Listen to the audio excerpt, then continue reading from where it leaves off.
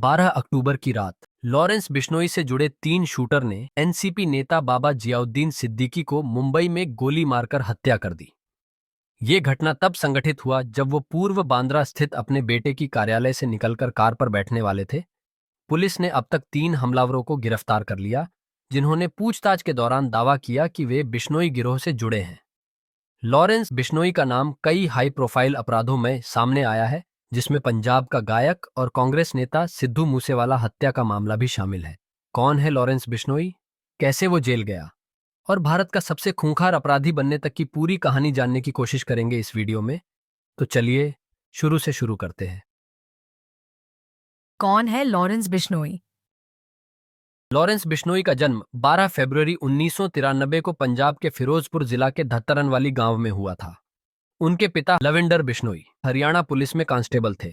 Lawrence के जन्म के 4 साल बाद उनके पिता ने पुलिस बल छोड़ दी और खेती करने लगा। बिश्नोई ने 12वीं कक्षा तक पंजाब, हरियाणा और राजस्थान की सीमा पर स्थित एक छोटे से शहर अबोहर के एक स्कूल में पढ़ाई की। 2010 में उसको चंडीगढ़ के दयानंद एंग्लो वैदिक कॉलेज में दाखिला मिला। 2011 में वह Punjab university campus students council में शामिल हुआ, जहां उनकी पहली बार मुलाकात गैंगस्टर गोल्डी बराड़ से हुआ। जल्द ही वे विश्वविद्यालय की राजनीति में शामिल हो गए।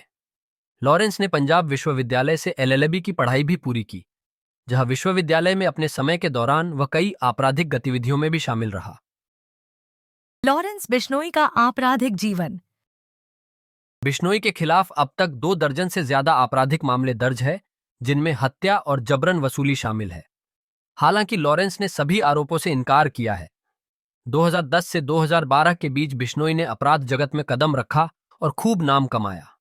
चंडीगढ़ में हत्या की कोशिश, जबरन घर में घुसने, मारपीट और डकैती समेत कई अपराधों के लिए उसके खिलाफ कई एफआईआर दर्ज की गई। चंडीगढ़ में उसके खिलाफ दर्ज 7 एफआईआर में से 4 मामलों में उसे बरी कर दिया गया। 3 मामलों में अभी भी सुनवाई चल रही है।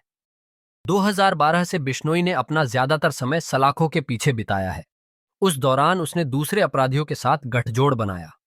जेल से बाहर आने पर उसने हथियार डीलरों और स्थानीय अपराधियों से मुलाकात की, जिससे उसके साथियों की संख्या बढ़ गई।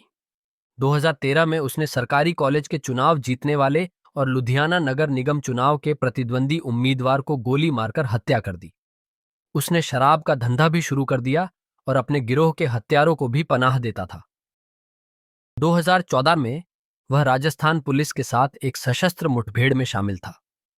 उसे गिरफ्तार कर जेल भेज दिया गया, जहां उसने कथित तौर पर अंदर रहते हुए हत्याओं की साजिश रची और उसे अंजाम भी दिया। इस दौरान वह गैंगस्टर से राजनेता बने जसविंदर सिंह उर्फ रॉकी के संपर्क में आया। रॉकी के साथ रहने के दौरान वह राजस्थान के भरतपुर में सक्रिय रहा। बिश्नोई ने जेल में रहने के बावजूद अपने संगठन से बाहर संपर्क बनाना जारी रखा। भरतपुर जेल में रहने के दौरान उसने कथित तौर पर जेल कर्मचारियों की मदद से एक सिंडिकेट संचालित किया। 2021 में उसे महाराष्ट्र संगठित अपराध नियंत्रण अधिनियम के तहत दर्ज एक मामले के सिलसिले में दिल्ली की तिहाड़ जेल में स्थानांतरित कर दिया गया। चाहे वह किसी भी जेल में हो, बिश्नोई हमेशा जेल के बाहर अपने साथियों से संवाद करने का कोई न कोई तरीका ढूंढ ही लेता है। जेल अधिकारियों के अनुसार वह अपने साथियों से संवाद करने के लिए वीओआईपी कॉल का इस्तेमाल करता है। उसने जेल में बैठकर न्यूज चैनलों को इंटरव्यू भी दिए, जिससे बाद में काफी विवाद भी हुआ। ऐसा माना जाता है कि बिश्नोई गिरोह में 1000 से अधिक सदस्य है, जिनमें से कुछ शीर्ष नाम कनाडा में एक्टिव है। सलमान खान को धमकी और हत्या की कोशिश। बिश्नोई लंबे समय से मशहूर बॉलीवुड अभिनेता सलमान खान को हत्या करने की कोशिश कर रहा है, क्योंकि वह काला हिरण शिकार मामले में शामिल है। 2018 में बिश्नोई के एक सहयोगी संपत नेहरा को खान के घर निगरानी लेते वक्त पकड़ा गया और पुलिस के काफी सख्त लहजीब के बाद उसने कबूल किया कि उसे अभिनेता को मारने के लिए भेजा गया है। जबरन वसूली के एक मामले की सुनवाई के लिए राजस्थान जोधपुर अदालत में ले जाने के दौरान दिए गए एक बयान में बिश्नोई ने कहा कि सलमान खान को यही जोधपुर में मार दिया जाएगा, तब उसे हमारी असली पहचान के बारे में पता चल जाएगा।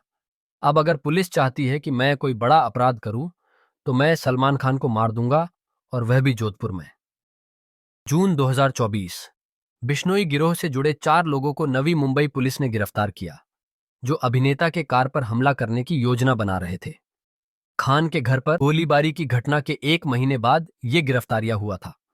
14 अप्रैल 2024 को मोटरसाइकिल पर सवार 2 हमलावरों ने मुंबई के बांद्रा स्थित गैलेक्सी अपार्टमेंट में खान के घर के बाहर गोलियां चलाई और फिर भाग गए। बिश्नोई गिरोह ने दावा करके कहा कि एनसीपी नेता बाबा सिद्दीकी हत्या का कारण भी सलमान खान है, क्योंकि बाबा सिद्दीकी सलमान खान के अच्छे दोस्त थे। सिद्धू मूसेवाला की हत्या। 29 मई 2022 को पंजाब के मानसा जिले में पंजाबी गायक सिद्धू मूसेवाला को कुछ लोगों ने दिनदहाड़े बेरहमी से गोली मारकर हत्या कर दी गई। इस हत्या की जिम्मेदारी गैंगस्टर गोल्डी बरार ने ली थी। उस समय बिश्नोई तिहाड़ जेल में बंद था। घटना के बाद दिल्ली पुलिस ने उसे जांच के लिए 5 दिन की हिरासत में ले लिया था। मूसेवाला की हत्या के तुरंत बाद बिश्नोई ने दिल्ली हाई कोर्ट में याचिका दायर कर कहा था कि उसे अपनी जान का खतरा है और पंजाब पुलिस द्वारा फर्जी मुठभेड़ में उसकी हत्या की जा सकती है। उसने कोर्ट से दिल्ली पुलिस और तिहाड़ जेल अधिकारियों को उसकी सुरक्षा सुनिश्चित करने और उसे उचित हथकड़ी और बेड़ियां लगाने का निर्देश देने का आग्रह किया।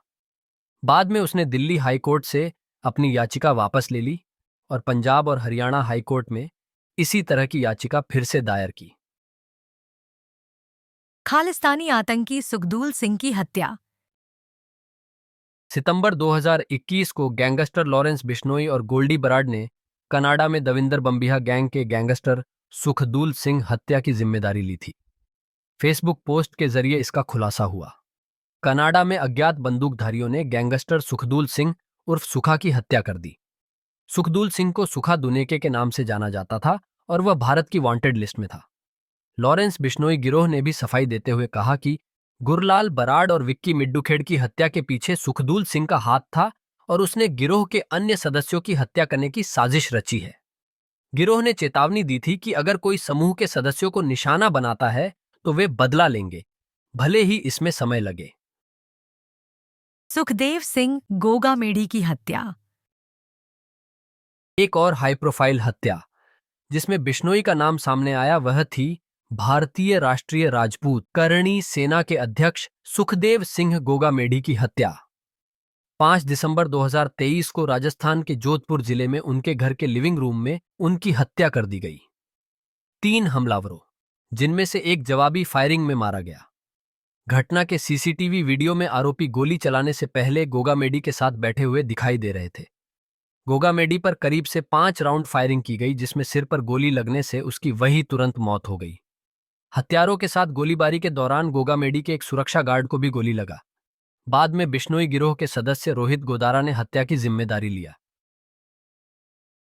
बिश्नोई का उद्देश्य। जेल से बिश्नोई अपने आपराधिक कार्यों को सटीकता के साथ चलाना जारी रखा है।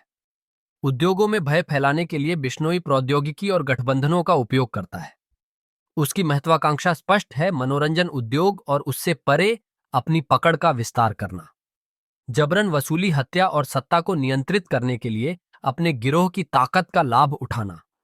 जैसे जैसे उसके नेटवर्क की जांच आगे बढ़ती है, यह स्पष्ट होता है कि बिश्नोई ने हथियारों का एक खतरनाक जखीरा और हथियारों का एक दुर्जेय दल इकट्ठा कर लिया है, जिससे भारत के सबसे शक्तिशाली डॉन के रूप में उसकी स्थिति और मजबूत हो गई है।